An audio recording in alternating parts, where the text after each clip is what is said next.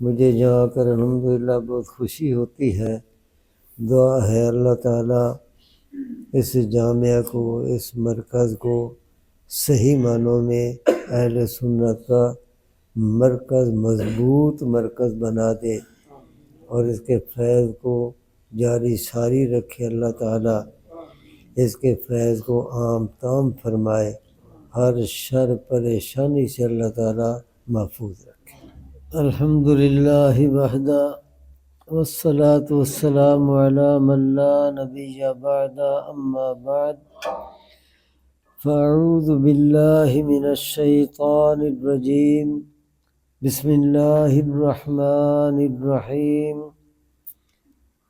افرأیت من اتخذ الہہ ہواہ وَأَضَلَّهُ اللَّهُ عَلَىٰ عِلْمٍ وَخَتَمَ عَلَىٰ سَمْعِهِ وَقَلْبِهِ وَجَعَلَ عَلَىٰ بَصَرِهِ غِشَاوَةً فَمَن يَهْدِيهِ مِن بَعْدِ اللَّهِ أَفَلَا تَذَكَّرُونَ۔ صدق اللہ العظیم وصدق رسولہ النبی الکریم ونحن علی ذلک لمن الشاہدین والشاکرین والحمد للہ رب العالمین۔ افرأیت من اتخذ الہہ ہواہ،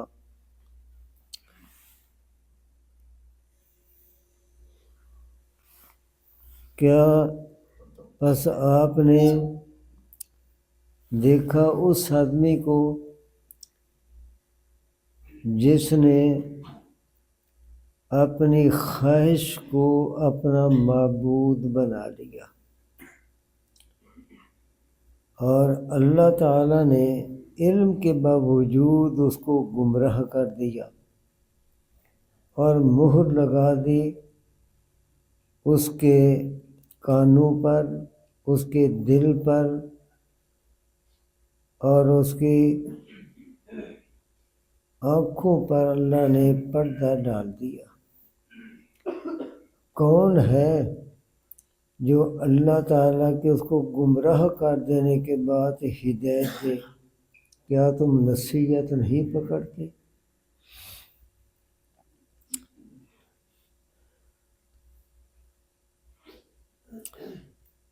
اس آیت کریمہ میں جو مضمون بیان ہوا بڑی آسانی سے ہر ایک کو سمجھ آ جاتا ہے۔ معبود کہتے ہیں جس کی اطاعت فرما برداری کی جائے، اس کی عبادت کی جائے، اس کا حکم مانا جائے۔ تو اصل تو اللہ تعالیٰ وہ الہ ہے، لا الہ الا اللہ، اللہ الہ ہے۔ تو اللہ کی عبادت، اللہ کے حکموں کی فرما برداری، اللہ کے حکموں کے سامنے آدمی سر تسلیم خم ہو جائے۔ لیکن بعض ایسے لوگ بھی ہوتے ہیں کہ وہ اللہ کو معبود بنانے کی بجائے وہ یہ درجہ دے دیتے ہیں اپنی نفسانی خواہش کو۔ اللہ کے حکموں کو نظر انداز کر دینا، اللہ کے حکموں کی پرواہ نہ کرنا، اللہ کے حکموں کی بے قدری کرنا، اور اس کے مقابلے میں اپنے نفسانی خواہشات کی اتباع، خواہشات نفس ان کو پورا کرنا، ان کی پیروی کرنا۔ تو خواہشات کے پیچھے چلنا یہ گویا اپنی خواہش کو معبود کا درجہ دینا ہے۔ اور جب یہ کیفیت کسی کی بن جاتی ہے کہ وہ خواہشاتی انسان بن جاتا ہے، خواہشوں پر چلنے والا، اور اللہ کے حکموں کے پر چلنے کے بجائے خواہش کے پیچھے وہ چلا، اضلہ اللہ علی علم، تو علم کے باوجود اللہ پھر اس کو گمراہ کر دیتا ہے، علم کے باوجود۔ اس کا مطلب یہ ہوا کہ اگر ہے تو کوئی صاحب علم لیکن ہے خواہش پرست، ہے خواہش کا پجاری، اور خواہش کو ہی اس نے معبود کا درجہ دے رکھا ہو، تو اس کا علم اس کو گمراہی سے نہیں بچا سکتا۔ وَخَتَمَ عَلَى سَمْعِهِ وَقَلْبِهِ، اور جب خواہش کے پیچھے لگتا ہے تو اللہ تعالیٰ بھی اس کے کانوں پر، اس کے اللہ تعالیٰ دل پر مہر لگا دیتا ہے، کیفیت اس کے کانوں کی ایسی بنا دیتے ہیں کہ وہ حق بات سننے کے لیے تیار نہیں، دل کی کیفیت ایسی بنا دیتے ہیں کہ وہ خواہش سے ہٹ کر کسی اور طرف چلنے کے لیے تیار نہیں، تو ہدایت کے دروازے اللہ اس کے لیے بند کر دیتے ہیں۔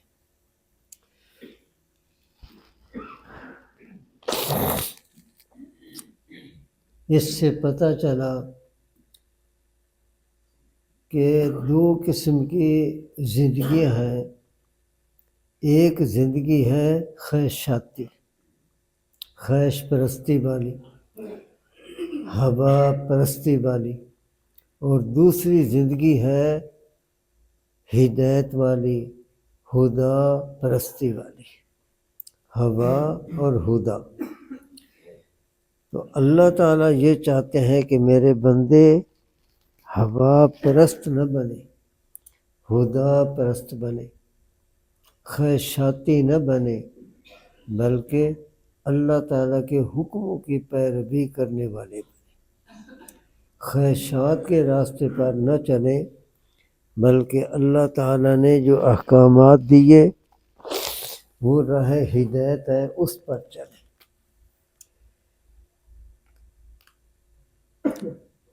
اور قرآن کریم میں اس مضمون کو مختلف مقامات میں مختلف انداز سے اللہ نے بیان فرمایا۔ وَلَوِ اتَّبَعَ الْحَقُّ أَهْوَاءَهُمْ لَفَسَدَتِ السَّمَاوَاتُ وَالْأَرْضُ وَمَنْ فِيهِنَّ، اگر حق خواہشات کے تابع ہو جائے، قرآن کے تابع نہ ہو، قرآن کو معیار نہ بنایا جائے، نبی پاک صلی اللہ علیہ وسلم کی احادیث مبارکہ کو معیار نہ بنایا جائے، نبی اسلام کی سیرت کو، رسول اللہ اور اصحاب رسول اللہ صلی اللہ علیہ وسلم کو معیار نہ بنایا جائے، اور جیسے اپنا جی چاہے، جیسے من چاہے، جیسے خواہش ہو اس کے مطابق اگر قرآن کو ڈھال لیا جائے، احادیث کو ڈھال لیا جائے، اور اپنے حق کو اپنی خواہشات کے مطابق بنا لیا جائے، تو اس کا اتنا خطرناک نتیجہ ہے لَفَسَدَتِ السَّمَاوَاتُ وَالْأَرْضُ وَمَنْ فِيهِنَّ، یہ کائنات ہی تباہ ہو جائے۔ اور کائنات، دنیا یہ تباہ کب ہوگی؟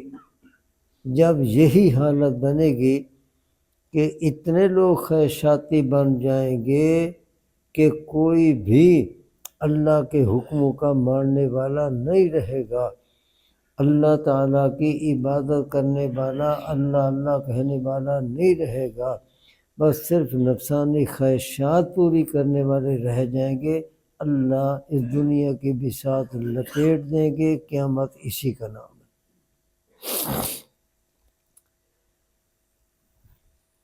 قرآن کریم میں اللہ تعالیٰ نے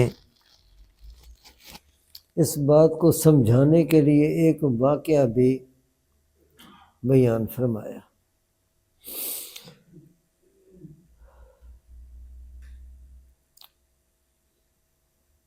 بلعم بن بعورہ بنی اسرائیل میں بہت بڑا عالم، جس کا جس کے علم کا اللہ تعالیٰ نے بھی ذکر فرمایا، آتیناہ آیاتنا، ہم نے اس کو تورات کا علم عطا کیا، آتیناہ آیاتنا فانسلخ منہا، لیکن وہ اللہ کے احکامات سے دور ہو گیا، نکل گیا، فاتبعہ الشیطان، شیطان پھر اس کے پیچھے لگا، فکان من الغاوین، اور وہ گمراہ ہو گیا۔ اگر ہم چاہتے تو اس کو بلندی عطا کر سکتے تھے، جس طرح اس کو علم دیا اسی طریقے سے اس کو اپنے ہاں بھی اونچا مرتبہ دے دیتے، لیکن یہ مرتبہ اس کو نہ مل سکا۔ کیوں؟ واتبع ہوا، وہ اپنے اسے علم پر عمل کرنے کی بجائے جو اللہ نے علم دیا تھا وہ خواہشات کے پیچھے لگا۔ بنی اسرائیل نے بلعام بن باورہ کو آ کر کہا کہ آپ مستجاب الدعوات ہیں، اللہ آپ کی دعائیں قبول کرتے ہیں، تو موسیٰ علیہ السلام کے خلاف تو دعا کر، یعنی بد دعا کر۔ اس نے انکار کر دیا کہ وہ اللہ کے سچے پیغمبر ہیں، میں کیسے ان کے خلاف بد دعا کروں؟ مایوس ہو کر واپس چلے گئے۔ اب آپس میں سر جوڑ کر بیٹھے کہ اس کے بغیر ہمارا کام نہیں بنے گا تو کیا کریں؟ تو انہوں نے پھر سونا چاندی اکٹھا کیا اور یہ کہا کہ بلعام بن باورہ کو یہ پیش کریں اور پھر اس سے پیشکش کریں۔ چنانچہ انہوں نے سونا چاندی اکٹھا کیا، بلعام بن باورہ کے قدموں میں ڈھیر کر دیا اور پھر اس کو کہا۔ اس نے جو سونے چاندی کی چمک دیکھی تو اس کی رال بھی ٹپکی۔ اب وہ بھی اس کا شکار ہو گیا، حب دنیا کا۔ ٹھیک ہے، دعا کرنے کے لیے ایک پہاڑ پر اس کو لے گئے، دعا کرنے بیٹھا تو اللہ کی شان، اللہ کی قدرت کہ وہ جو لفظ بھی بد دعا کا بولنے لگتا تو موسیٰ علیہ السلام کی بجائے نام اس کا اپنا آ جاتا۔ تو جتنی بد دعا کی تھی وہ موسیٰ علیہ السلام کے خلاف نہ ہوئی، اپنے خلاف ہوئی۔ اللہ اس کی زبان پر اس کا نام جاری کر دیتا تو اپنے لیے ساری بد دعا ہوئی۔ نتیجہ یہ نکلا فَمَثَلُهُ كَمَثَلِ الْكَلْبِ، اس کی حالت کتے کی حالت کی طرح بن گئی۔ کتے کی حالت کیا؟ ان تحمل علیہ یلہث او تترکہ یلہث، اس کے اندر اتنی حرارت گرمائش ہوتی ہے کہ زبان اس کی لٹکی رہتی ہے۔ اگر اس کو ابھارا جائے تیز کرنے کے لیے، دوڑانے کے لیے، تو بھی زبان لٹکی ہوئی، اور اگر اس کو ویسے چھوڑ دے تو بھی زبان اس کی لٹکی ہوئی۔ اس کی یہ کیفیت بن گئی کہ زبان اس کی ہر وقت لٹکی رہتی اور ہانپتا رہتا۔ اب یہ جو گمراہ ہوا تو وہی بات ہے، علی علم، علم ہے لیکن اسے علم پر عمل کرنے کی بجائے وہ خواہشات کے پیچھے لگا اور اس کا انجام پھر یہ ہوا۔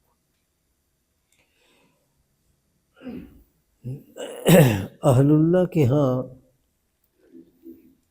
علم پڑھنے کا اور پھر خانقاہوں میں ذکر اذکار کی جو محنت ہوتی ہے، اس کا مقصد یہی ہے کہ اپنی خواہشات پر آدمی کو کنٹرول کر لے، خواہشات پر قابو پا لے، خواہشاتی انسان نہ بنے بلکہ وہ شریعت والا انسان بنے۔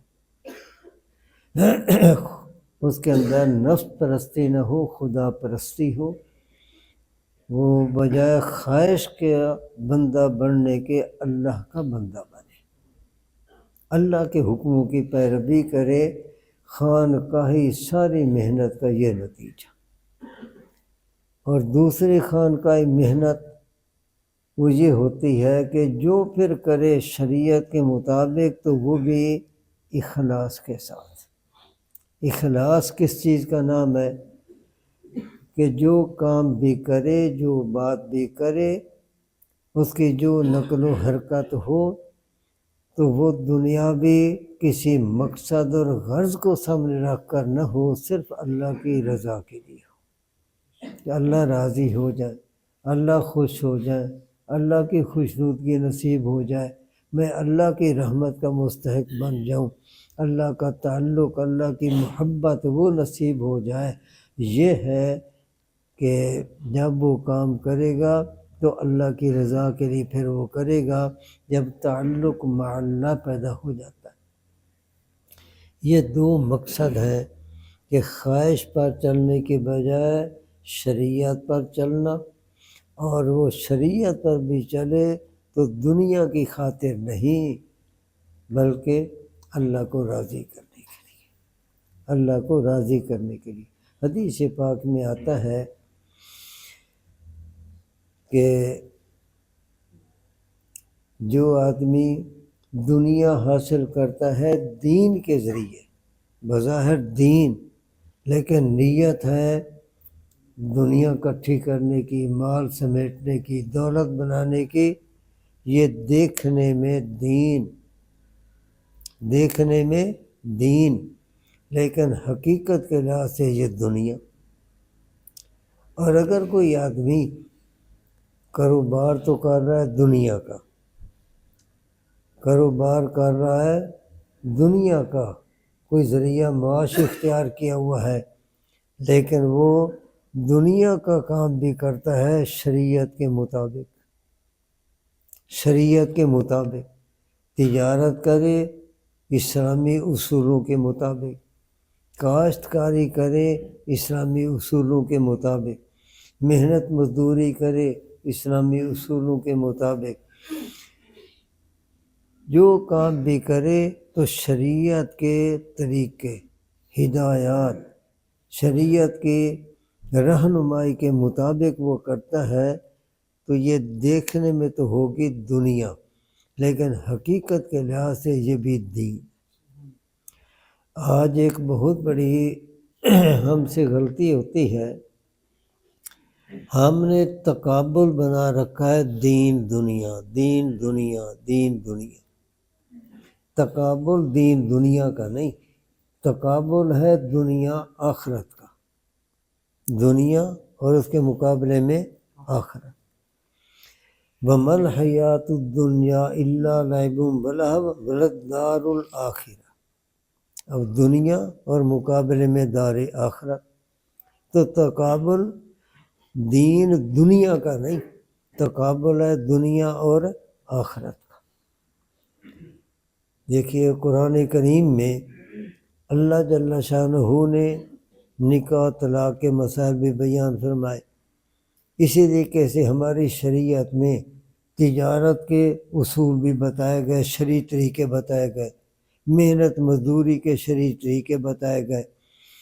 تو جب یہ سارے شرعی طریقے بتائے گئے تو اس کا مطلب یہ ہے کہ ہمارا ایسا دین ہے کہ اگر کوئی آدمی حلال روزی شریعت کے اصولوں کے مطابق کما رہا ہے تو یہ بھی دین ہے، یہ دین پر چل رہا، تو یہ دیندار ہے۔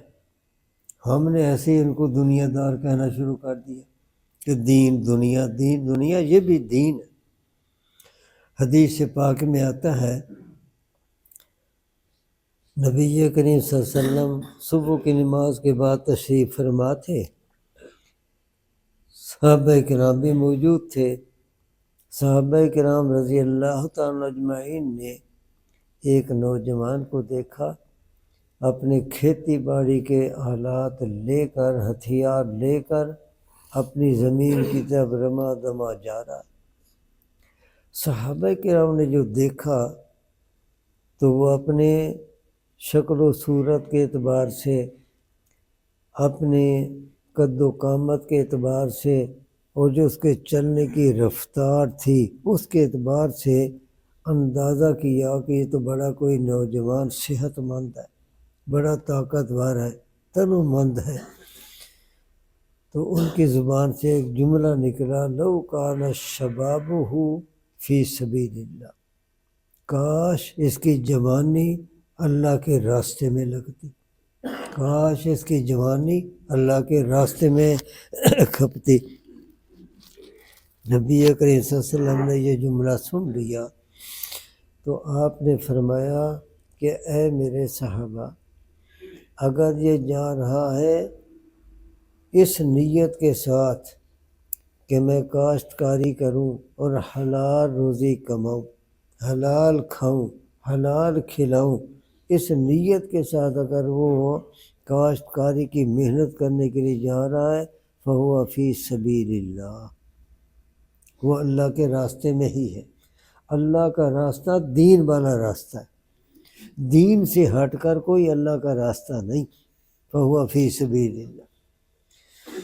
تو اس لیے تقابل یہ نہیں ہے کہ دنیا دین اور دنیا، شریعت کے مطابق کوئی ذریعہ بھی اختیار کیا جائے، کوئی بھی کام کیا جائے، نیت صحیح ہو تو یہ دین ہی دین ہے۔ بلکہ حسن حسین میں بڑا ایک عجیب جملہ آتا ہے، یہ وظائف کی کتاب ہے حسن حسین، عدیہ پر مشتمل ہے، کل عمل یوافق الشرع فہو ذکر اللہ، کل عمل یوافق الشرع فہو ذکر اللہ، جو کام بھی شریعت کے مطابق کیا جائے فہو ذکر اللہ، وہ اللہ کا ذکر ہے۔